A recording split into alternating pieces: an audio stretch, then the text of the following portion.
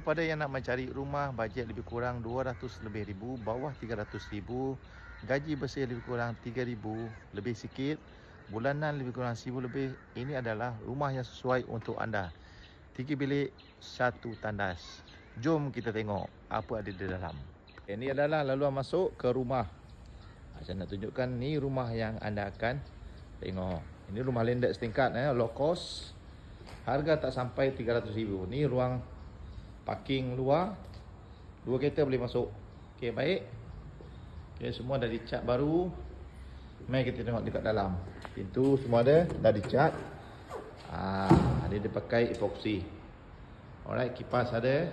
Ni ruang tamu. Buka lebih kurang 10 kaki lah. 10 kaki. Jom kita tengok. Alright. Ni bahagian bilik hadapan. Bilik hadapan agak luas juga. Saiz lebih kurang dalam 11-10. Lebih kurang. Yang ni bilik kedua.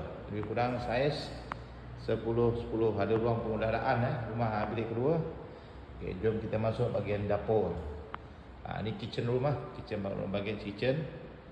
So di sini dah ada tabletop. Alright, agak mini. Okey lah, sesuai lah. Ni boleh tempat basuh, tempat masak. Dan sini boleh tempat ruang makan. Bilik ketiga, kita ada bilik ketiga juga. Boleh tahan juga bilik ni. Boleh masuk juga katil. Okey. Alright, di bahagian belakang kita ada tandas. 1 tandas 3 bilik, 1 tandas.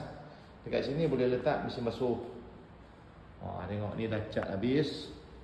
So last sekali di bahagian belakang sekali. Ini tempat belakang sekali. Letak mesin basuh semua boleh.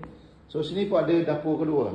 Dekat luar. Kalau tak nak masak di dalam, bolehlah masak di belakang sekali ni. Alright. Jika berminat boleh hubungi nombor saya di talian 013-3655-108.